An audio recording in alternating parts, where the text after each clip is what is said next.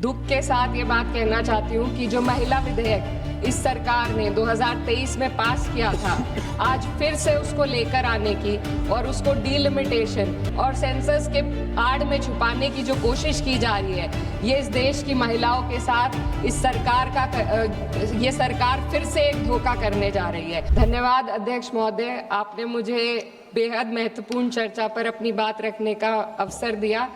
आज मैं बड़े ही दुख के साथ ये बात कहना चाहती हूँ कि जो महिला विधेयक इस सरकार ने 2023 में पास किया था, आज फिर से उसको लेकर आने की और उसको डिलिमिटेशन और सेंसस के आड़ में छुपाने की जो कोशिश की जा रही है, ये इस देश की महिलाओं के साथ ये सरकार फिर से एक धोखा करने जा रही है। पहले 2034 में इन्होंने इसके इम्प्लीमेंटेशन को कहा, अब भी इनकी नीयत 2029 में इस बिल के इम्प्लीमेंटेशन की नहीं है। ये चाहते हैं कि ये लोग सिर्फ डिलिमिटेशन और अपने हिसाब से करने जा रहे सेंसस के आधार पे महिलाओं को उनके अधिकार देने से रोके। आज चिंता महिला आरक्षण की नहीं है।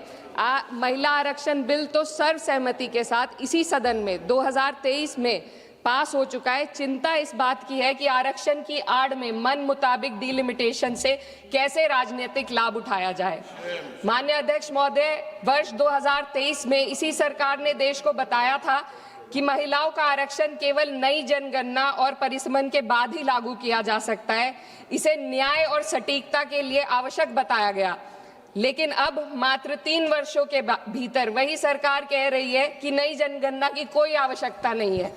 इन 3 वर्षों में ऐसा क्या बदल गया? क्या संविधान बदल गया या सरकार की प्राथमिकताएं बदल गई? ये अचानक आई तत्परता महिलाओं के लिए नहीं है, बल्कि चुनावी लाभ के लिए है।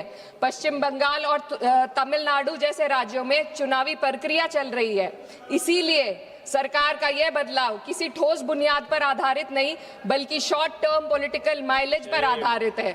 पहले कहा गया कि अपडेटेड आंकड़ों के बिना प्रतिनिधित्व अन्यायपूर्ण होगा, और आज उसी सिद्धांत को नजरअंदाज किया जा रहा है। ये और कुछ नहीं, सिर्फ और सिर्फ पॉलिटिकल अपॉर्चुनिज्म है। माननीय अध्यक्ष महोदय, इस विधेयक की सबसे बड़ी खामी यह है कि सरकार जानबूझकर पुराने आंकड़ों का उपयोग करना चाह रही है। जनगणना 2021 में होनी थी, लेकिन सरकार उसे कराने में विफल रही और अब उस गलती को सुधारने की बजाय देश के प्रतिनिधित्व को 2011 के आंकड़ों पर चलाना चाहती है, जो 2029 में 18 वर्ष पुराने हो जाएंगे। ये विधेयक आज के भारत को कल के आंकड़ों में ढालने की कोशिश है।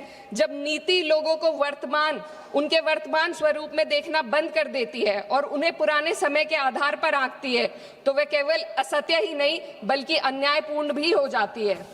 माननीय अध्यक्ष महोदय, हमारा संविधान एक स्पष्ट ढांचा प्रदान करता है। आर्टिकल 82 ये सुनिश्चित करता है कि परिसीमन जनगणना के बाद हो, और आर्टिकल 81 और 170 ये सुनिश्चित करते हैं कि प्रतिनिधित्व जनसंख्या के आधार पर हो, ताकि हर वोट का सामान्य मूल्य रहे। लेकिन ये बिल सीधे एक व्यक्ति एक वोट के सिद्धांत को प्रभावित करता है। माननीय अध्यक्ष महोदय, स्थिति और चिंताजनक हो जाती है जब हम परिसीमन आयोग को दी जा रही शक्तियों का आकलन करते हैं। यह आयोग सीटों के आवंटन और निर्वाचन क्षेत्रों की सीमाएं दोनों का निर्णय करेगा, और सबसे महत्वपूर्ण बात यह है कि इस निर्णय को किसी भी न्यायालय में हम चुनौती नहीं दी जा सकती। इससे ऐसी स्थिति उत्पन्न होती है जहां सत्ता पक्ष पूरे देश के पॉलिटिकल मैप को अपने लाभ के लिए बदल सकती है, वे भी बिना किसी न्यायिक निगरानी के। इस शक्ति के दायरे को समझने की जरूरत है। आज सीमाएं तय करेंगी कि कौन किसका प्रतिनिधित्व करेगा, किस समुदाय की आवाज सुनी जाएगी और किसकी नहीं। महोदय, डेमोक्रेसी में पावर के साथ साथ चेक और बैलेंसेस होना बेहद जरूरी है। सरकार एक ऐसी संरचना बनाना जा रही है जहां पावर केंद्रित हो और जवाबदेही अनुपस्थित हो, और जब इतनी व्यापक शक्तियां बिना किसी निगरानी के दी जाती है तो ये केवल एक तकनीकी चिंता नहीं रहती, ये प्रतिनिधित्व की निष्पक्षता को प्रभावित करती है। माननीय अध्यक्ष महोदय, ये विधेयक लोकसभा की सदस्य संख्या को 50% बढ़ाने की बात करता है, लेकिन इतनी बड़ी वृद्धि संसदीय कार्य प्रणाली में किसी सुधार के इस सदन की प्रभावशालीता को कम कर सकती है। एक सदस्य के बोलने का समय घटेगा, समितियों के संचालन को कठिन हो जाएगा और छोटे दलों के लिए अपनी बात रखना और चुनौतीपूर्ण होगा। मेरी मांग है कि सरकार संसदीय सत्रों के नंबरों को भी बढ़ाने का पहले गारंटी दे। अध्यक्ष महोदय, मैं बहुत जरूरी बात रखना चाहती हूँ, 2 मिनट दीजिए। महिलाएं कोई होमोजेनियस ग्रुप नहीं है, ये एक समान एक रूप समूह नहीं है। उनकी वास्तविकताएं जात, वर्ग और सामाजिक पृष्ठभूमि से निर्धारित होती हैं। फिर भी यह विधेयक इस वास्तविकता को नजरअंदाज करता है और पीड़ित समुदाय, विशेषकर ओबीसी महिलाओं को पूरी तरह बाहर कर देता है, जो इस देश की बहुत बड़ी आबादी है। ये इस विधेयक की संरचना में एक गंभीर कमी है। सोचिए, एक ऐसी युवा महिला, सर 2 मिनट्स, जो पिछड़े वर्ग या अल्पसंख्यक परिवार से आती है, जो अपने घर में पहली बार पढ़ाई कर रही है, पहली बार घर से बाहर निकलकर सार्वजनिक जीवन का सपना देख रही है। उसके पास न संसाधन है, न नेटवर्क है, न राजनीतिक समाधान है। बिना उपकोटे के वह इस व्यवस्था में कैसे पार्टिसिपेट करेगी जहां पहले से ही असमानताएं मौजूद है। ओबीसी उपकोटे के बिना इस आरक्षण का लाभ पहले से ही सुविधा संपन्न वर्ग तक ही सीमित रहेगा। वंचित समुदाय की महिलाओं को एक बार फिर हाशिए पर धकेल दिया जाएगा। अध्यक्ष महोदय, नेताजी स्वर्गीय मुलायम सिंह यादव जी ने हमेशा स्पष्ट रूप से कहा कि सामाजिक न्याय के बिना, ओबीसी कोटे के बिना महिला आरक्षण का लाभ सिर्फ एक सीमित दायरे तक रह जाएगा। मेरी इसी के साथ साथ कुछ मांगे हैं जो मैं इस सदन में रखना चाहती हूँ।